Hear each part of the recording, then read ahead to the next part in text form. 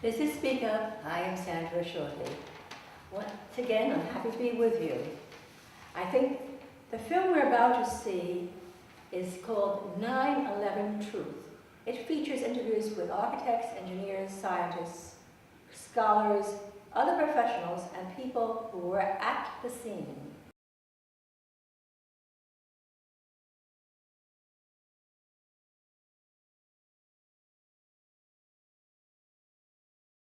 And it just basically makes the steel melt at a lower temperature. So instead of having to bring the steel up to 1500 centigrade, you can slice through it with material that's at 900 or 1000 degrees centigrade. And if you do a search on Google for thermite and building demolition, you can find all sorts of wonderful devices that have been fabricated and invented that use thermite for building demolitions. Thermite is, in the old-fashioned thermite, is a mixture of pulverized aluminum and pulverized rust. And if you can get this mixture to react, which is not so easy, it produces tremendous heat, and this is what you call an incendiary. An incendiary is something which can be used to destroy something by the means of heat, while an explosive is something which acts with pressure. It knocks things apart. Now, the old-fashioned incendiary is not an explosive, but it is still used for military purposes for melting iron structures. Practical applications of thermite involve things such as equipment decommissioning in the military. When they have a piece of artillery or a tank or something like that that they don't want to leave behind to the enemy, they throw what are called grenades, thermite grenades, down the barrel, let's say. But thermite does not explode.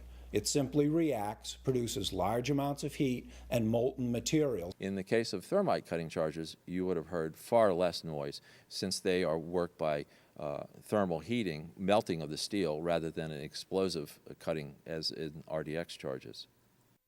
I'm Kim Ireland. I have a degree in chemical engineering from Clarkson University in 1963.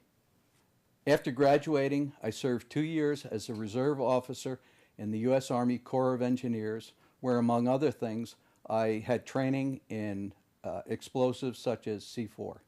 I was involved in the industrial chemical industry for 20 years with major companies. There were reports of molten steel having been seen in the rubble pile of all three buildings, and I knew that jet fuel, which is essentially kerosene, is not capable of melting steel nor iron. Kerosene or jet fuel burns at less than 1600 degrees Fahrenheit, and molten steel needs at least 2700 degrees Fahrenheit in order to melt. The thing that most struck me about the 9/11 incident was following the incident how overflights had detected with infrared camera 1400 degree Fahrenheit hotspots on the surface of ground zero, and that being there for a week indicates that there was something very hot going on below the surface.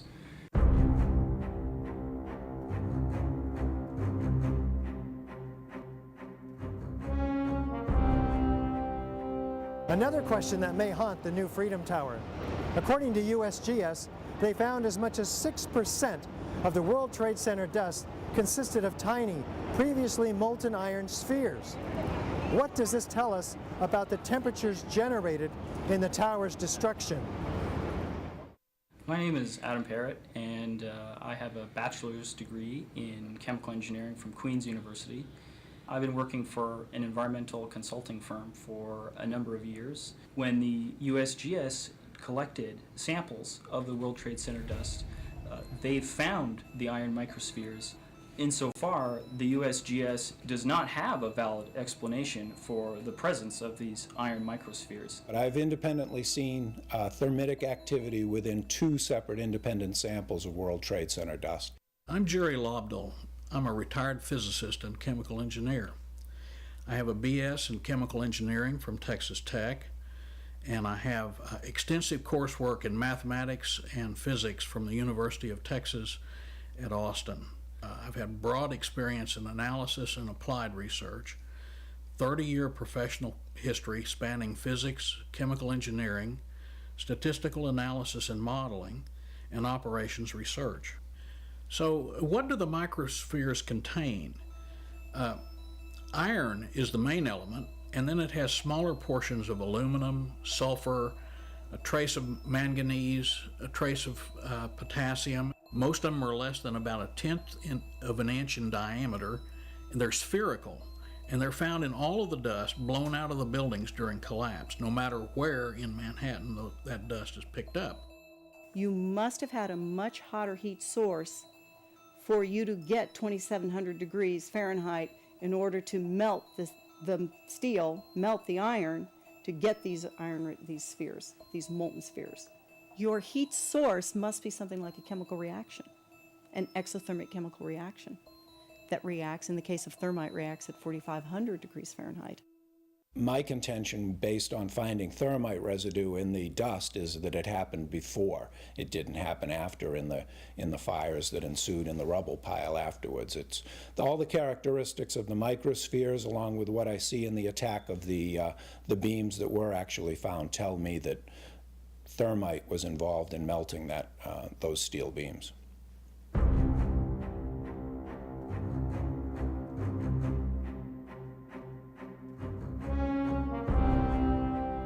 Out of the ashes of the World Trade Center devastation rises the Freedom Tower, whose foundation, however, is shrouded in question. For example, in the World Trade Center dust, an international team of scientists find an advanced form of highly energetic nanothermite composites.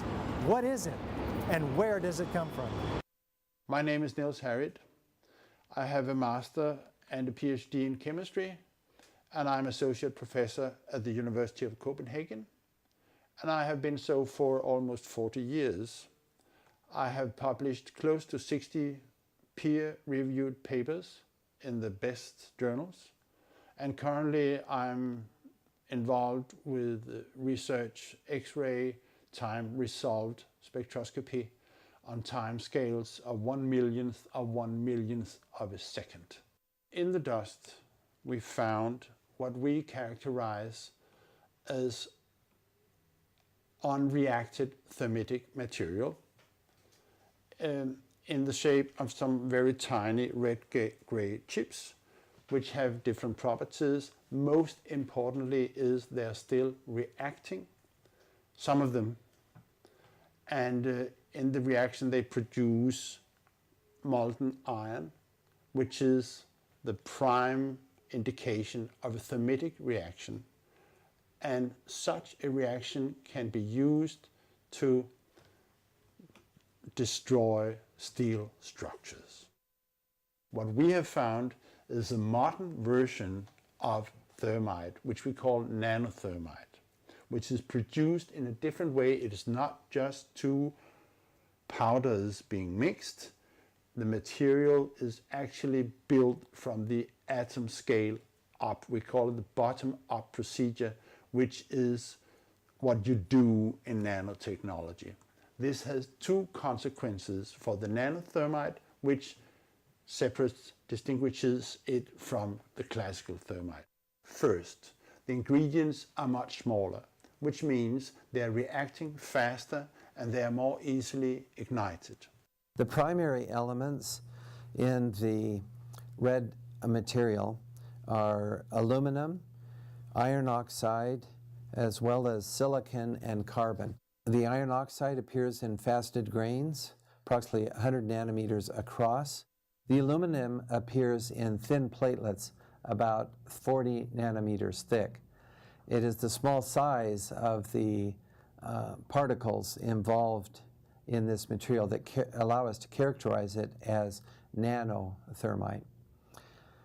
In ordinary thermite, the particle size is much larger, and hence ordinary thermite is an incendiary.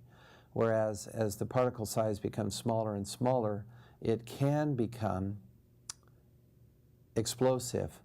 Super thermite is sometimes called. this red material contains also a significant amount of carbon. And the formulation of nanothermite as described by National Laboratory publications also implies the presence of carbon, very typically. The organic is used with nanothermite in order to produce gas, that is a very high pressure gas that makes the nanothermite an explosive. We do have descriptions from the Livermore National Laboratory in particular of how they fabricated this material, but to fabricate it is not so easy. This is discussed in our paper in the Open Chemical Physics Journal, published in April of 2009. So far, none of these papers have been refuted in the literature, the scientific literature. So that means they are unchallenged in the scientific sense. They stand as an indictment, really, of the official story of 9/11. One of the things I'd like to stress about these chips is that they really shouldn't be there. They're not a natural formed agglomeration of aluminum from the aircraft or materials that were in the building and iron oxide that got knocked off.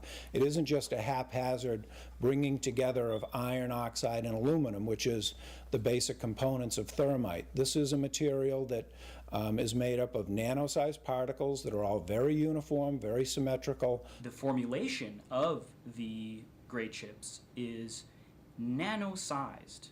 This cannot be paint. Paint does not have these exotic properties. It's impossible.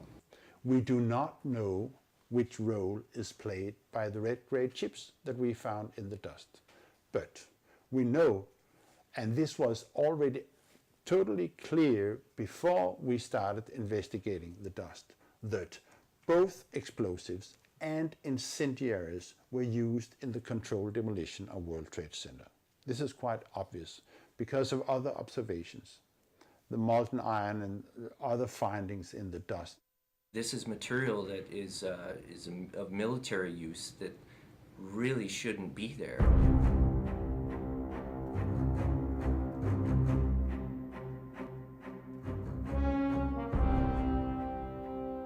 And our whole society is being led to believe that these fundamental laws of physics, hard science, don't apply anymore. I think that should really frighten all of us.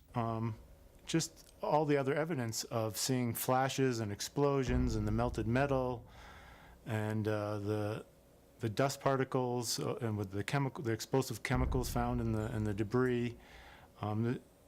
There's just a lot of questions about what's been going on, and that these questions have not been answered or even addressed in any sort of full way. My name is Rick Folks. I'm a structural engineer with over 40 years experience in engineering. I'm a president of my own engineering business here in Arizona since 1983. Prior to that, I was a vice president with prominent engineering firms in the Phoenix area. I have experience designing large structures, including power plant structures, shopping center structures, schools, commercial buildings, you name it. I know structural design, and I know that on September 11th, when I saw those twin towers coming down, I knew there had to be more to the story than just a fire causing those failures. That had to be a controlled demolition that we were witnessing. The government has lied to us, and we need to get to the truth. Those victims deserve the truth. They deserve justice. What we have right now is a travesty of justice. The Freedom of Information Act request to NIST by a registered structural engineer for calculations and analysis substantiating the walk-off failures of the horizontal girders from their seats at columns 79 and 81 was denied by NIST, with the claim that releasing this data might jeopardize public safety. How could it possibly jeopardize public safety to tell people in the industry, engineers who were responsible for designing these buildings, how this failure could occur? That implies that anybody who requests or demands these calculations is a threat to public safety. Science is never secret when it's done right. Science is a way of finding out that is self-correcting and involves many people. Science isn't science unless it's published, unless it's openly published and made available for criticism. The thing that's most important about science is that it's a way of knowing.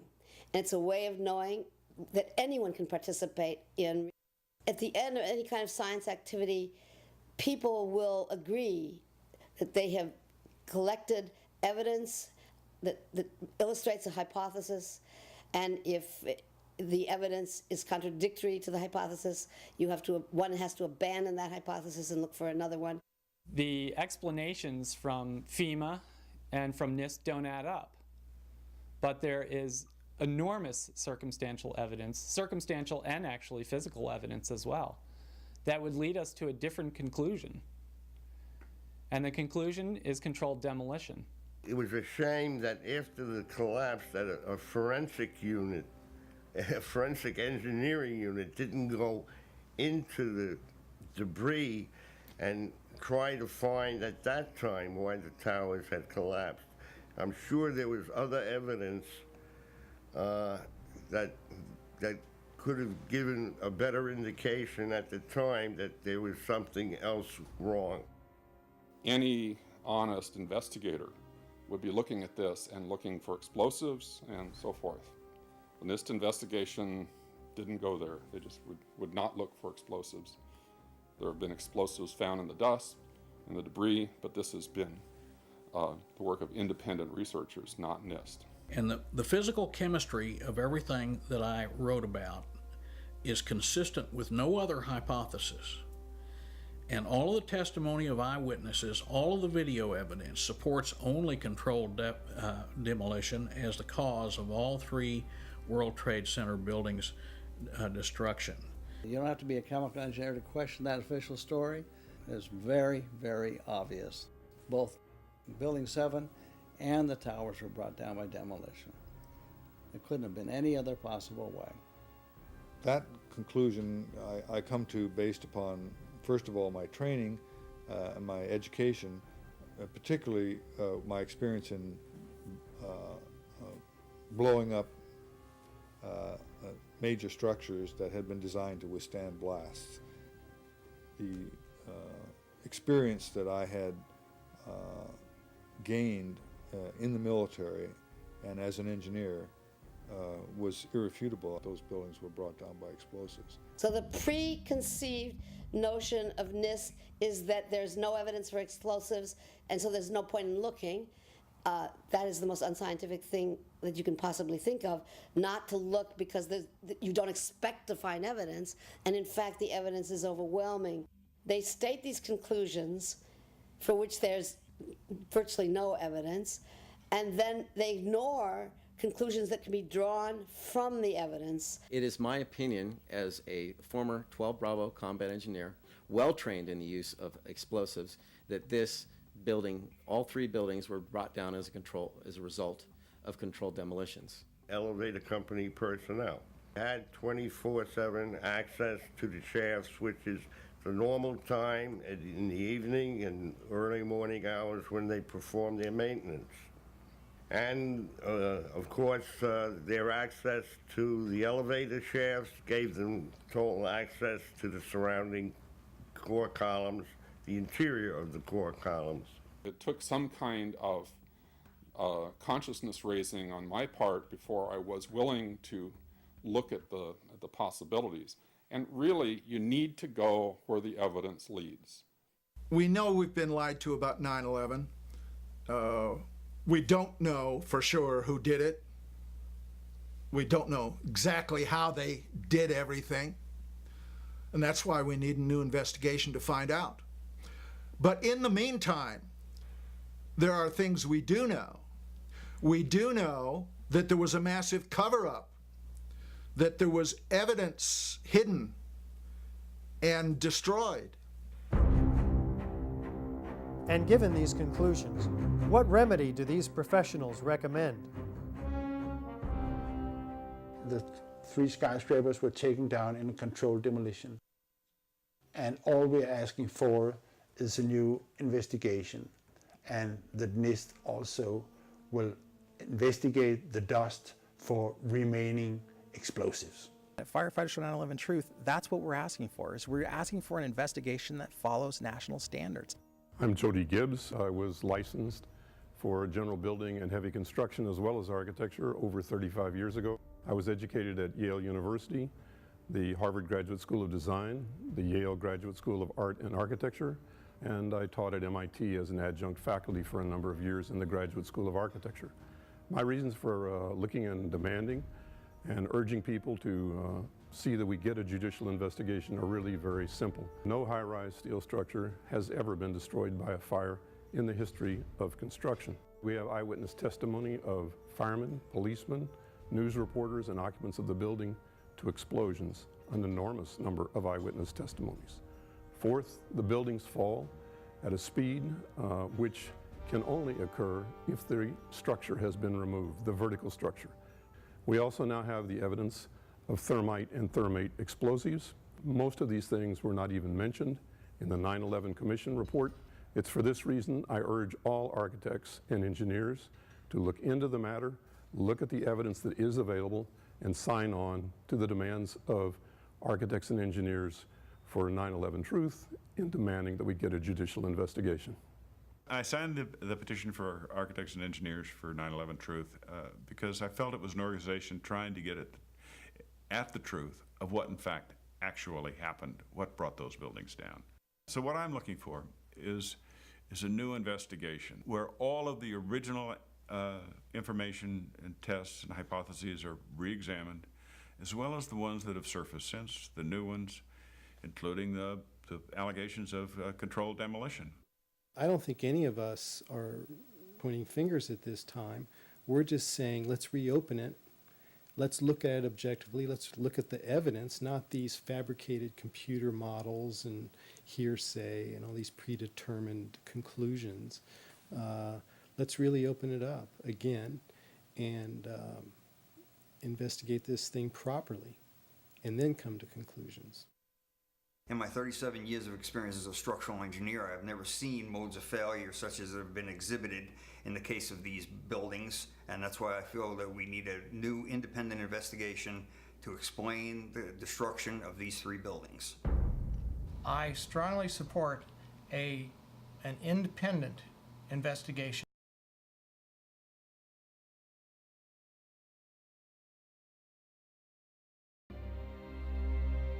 The country owns this. We were all victims. You all should want answers. It's not just ours, not just mine. We all lost something that day.